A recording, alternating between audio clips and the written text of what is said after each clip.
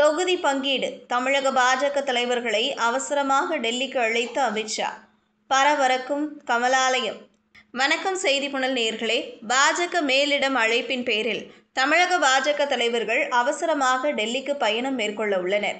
தமிழக பாஜகவில் நிலவி வரும் உட்கட்சி பூசல் குறித்தும் அதிமுக உடனான கூட்டணி மற்றும் தொகுதி பங்கீடு உள்ளிட்டவை குறித்தும் ஆலோசிக்க உள்ளதாக தகவல் வெளியாகி இருக்கிறது.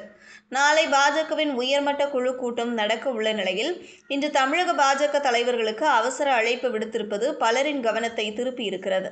தமிழ்நாட்டில் சட்டமன்ற தேர்தலுக்கு இன்னும் 6 மாதங்கள் உள்ள நிலையில் அதிமுக பாஜக கூட்டணி அமைக்கப்பட்டுள்ளது.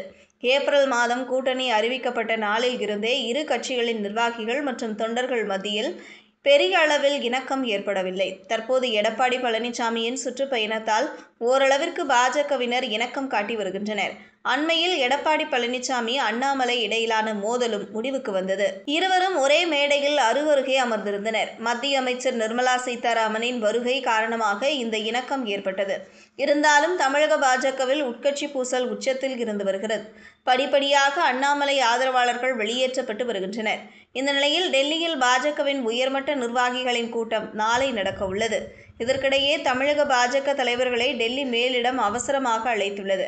இதனால் நயினார் நாகேந்திரன், அண்ணாமலை, தமிழிசை சவுந்தரராஜன், வானதி ஸ்ரீனிவாசன் உள்ளிட்டோர் அவசரமாக டெல்லிக்கு பயணம் மேற்கொண்டுள்ளனர். டெல்லியில் தமிழக பாஜகவில் உள்ள உட்கட்சி பிரச்சினை மற்றும் அதிமுக உடனான கூட்டணி விவகாரங்கள் குறித்து ஆலோசிக்கப்பட உள்ளதாக தகவல் வெளியாகியிருக்கிறது. ஜே.பி. நட்டா தலைமையில் நடக்கவுள்ள இந்த ஆலோசனையில் அமித்ஷா, பி.எல். சந்தோஷ் உள்ளிட்டோர் பங்கேற்க உள்ளனர். இதனை பாஜக மூத்த தலைவர்களும் உறுதி செய்திருக்கின்றனர்.